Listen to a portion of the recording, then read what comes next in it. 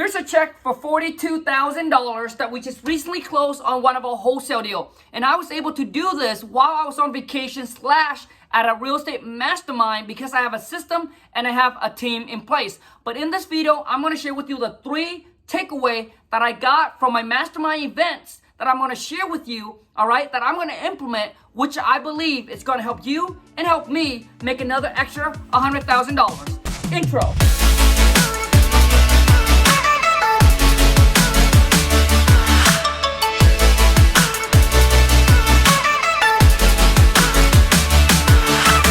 For those of you who don't know, I'm part of a real estate mastermind called The Collective Genius, all right? These are millionaires, multimillionaires, the best and the biggest real estate investors in the country. So we get together 4 times a year, once a quarter. It costs about 25 G's to actually be in the group, but it's not just the money, but you also gotta make sure that you do at least 100 deals a year plus. Some of these guys and gals in there are doing 50 to 60 wholesale deal a month, all right? So masterminding is extremely powerful because you can go there, you can collaborate, and you can share ideas with each others. You always got to understand that no matter how smart, no matter how good you are, there's always someone that is playing it at a higher level and that are better. So you can always, grow and always learn. So I'm going to share with you the 3 takeaway that I got from this event. I'm going to implement it because knowledge without execution is worthless. So typically when you go to these mastermind, there's a lot of ideas, right? But it's hard to implement everything. So typically I like to get 3 ideas, bring it back, and then focus on executing them. Just 3 ideas is good enough to change your business, okay? A lot of times you get a lot of ideas, but you don't implement on any one of them, then it's just a waste of time. So I'm going to share with you the number 1 takeaway that I got from it. And that is when you sold something, right? Let's just say you found a piece of property, you wholesale it to another buyer. The next thing you want to do is pull everything within a half a mile of that property that you just sold. Pull everything within half a mile, boom, and market and target all of those people. Listen, because if it's in the same area, guess what? It's going to be same age, probably same condition, and you have the cash buyer ready to go. Now, if you have a seller calling you from the same area, guess what? You can use the property that you just sold as leverage to negotiate with them. You can tell the seller, hey, we just bought a property that is 2 block, 4 block, 5 block down from your property, the exact same layout for this X amount, right? So you can use that to leverage to get the seller to come off on price because it's a strong comps. Right? You just bought it. So they figure, you know what? That's how much things are going for right now in the area. Because they would say, well, nobody would sell their property for that cheap unless that's the fair market value of the property, right? Now, so when I heard that, man, it was like an aha moment for me. And I knew that right there, just that one little take right there would change the game for our marketing strategy. Takeaway number 2, and this is going to save you a boatload of money when it comes to marketing. So typically what we do, right, is we pull a list of property that we want to target. We upload it onto a company to skip trace to find the owner phone number, correct? Well, some of them does have a cell phone number, some of them does have a landline, and some doesn't. Or maybe the phone number is not correct, right? So what you're going to do is you're going to take that same list and you're going to upload it the second time. But this time, you're going to take out everything that has a cell phone or a landline, and what's left is the one that just has that they couldn't trace and find the owner phone number. So guess what you're going to do? You're going to take that list and you're going to direct mail them. Because when it comes to direct mail, it could be letter or it could be a postcard. And direct mail is the one that probably costs the most compared to all the other lead source. For example, RVM or text messaging or cold calling them, all right? Direct mail, sending postcards, sending a letter, those are very, very expensive. So if you were to take the list that you pull to send it to all of them, guess what? It's going to cost you a lot of money. But if you're able to filter them in a way where you eliminate everything that already have a phone number, where you can call them, now you're just mailing the people that doesn't have a phone number, or maybe the phone number is incorrect. Does that make sense? That is going to save us so much money, man. Typically, we skip trace the list, right? We upload them, we cold call them, and we send them text message, right? And then the next thing, guess what we do? We will take that list and we will blast direct mail to every single one of them. We didn't want to leave anybody out, right? So we want to make sure we hit them all. But it costs so much money to do it that way. This way, it's a lot cheaper and making sure that you're hitting the person that you couldn't get a phone number off. So that is my takeaway number 2. Takeaway number 3, and this comes down to being a leader, being the boss. This one takeaway will change the game for those of you who have employee, all right? How you talk and how you're gonna handle your team will completely change after I tell you this. I start to see that I was doing it the wrong way.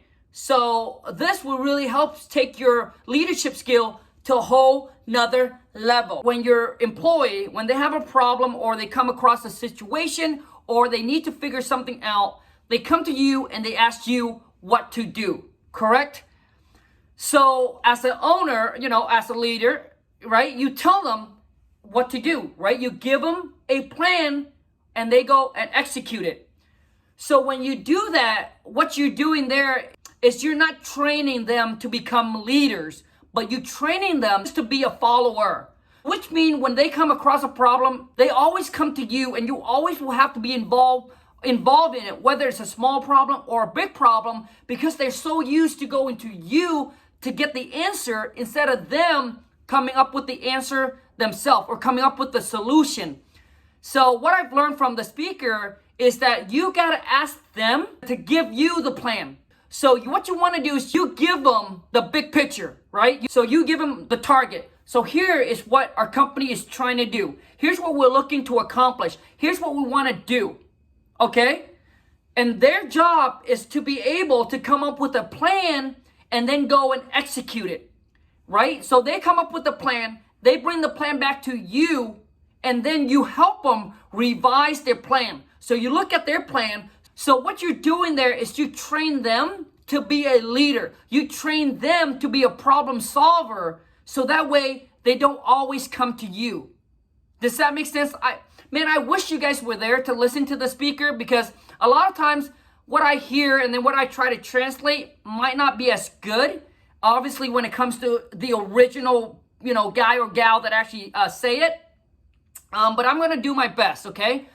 So when they come to you with a plan of how they think, right, how they think they're going to do something, your job is not to tell them that is not right, you should do this, but help them revise their plan by saying, what about here, right? Well, I just came in a situation with one of my VAs, and she was calling me about, saying, hey, one of the sellers got into a certain situation, this and this and this and this. I asked her, so what is your plan? What do you think that we should do? And then she kind of laughed and she kind of giggled. She said, Colin, well, typically, I go to you and you tell me what to do.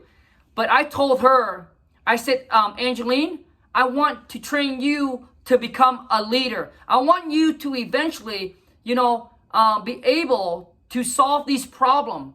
And then you just bring the plan to me, all right, to make sure that you and I are on the same board, that we know what is going on. But I want you to start making decisions. I want you to start calling the shot, right? So she was surprised, and I told her, and then she kind of think about it, and she said, Colin, this is what I think that we should do. She gave me some bulletin points. She said, I'm going to call this attorney. I'm going to find out to see if they can do it. If not, then obviously I'm going to go back to the seller. This is what I'm going to say to the seller. And I told her, I said, Angeline, I agree with you 100%. Do that. And then if there's any issue, let me know. So what he also, the speaker, what he also trying to say too, is that let's just say that your plan is like 90-some%, let's just say 97% solid. Like you're, right? Because you've been doing this so much that your game plan will be 97% solid. And let's just say your employee comes to you and come up with a different plan, but they're only at 80%, right? So 80% chance of them, that's going to happen. Your ratio is a lot higher. Yours like 97% or 98%. Do you just go ahead and tell them, hey, no, don't do yours. Just go ahead and go with mine? He said, no, you don't want to do that. but you want to look at their plan and then you want to point out some things that you see that you think it might make it better. And then you ask them, hey, so what do you think about this? What do you think about this? And then have them go back, revise their plan, and then bring it back to you again. So what he's saying is that puts them in control. So when they go out to battle, right, when they go out and execute on their plan, if things are not working, they don't blame on you, but they take control because that is their plan, and you come to, right, because it's their plan. It's not your plan. And over time, it helps them build that habit of being able to make decisions without you. But he said, what if their plan is only 50% chance or only 30% chance? When they come to you, should you say, hey, go with your plan? He said, hell to the no. He said, no, what you need to do is you need to go ahead and tell them, hey, take your plan and take your plan, take their plan, and then sit down and talk to them about it, and then help them come up with a better plan where the where the chances is going to be a lot higher than what it is. Hopefully that makes sense, you guys. I honestly try to put everything together and then try to make it make sense in here to making sense here. All right. Anyways, man, the mastermind that I just came back with is absolutely blowing my mind away. Every single time I go, I always learn something new. And like I said, a lot of times I only take a few things back that I know that I can implement, that I know that it's going to change my business. And also too is I don't try to overload myself with information. If I find what I need in the first day, I will skip the next 3 to 4 days. Like, I don't need to go to class, but I will still, go to lunch, go to dinner, network, and hang out and have fun, right?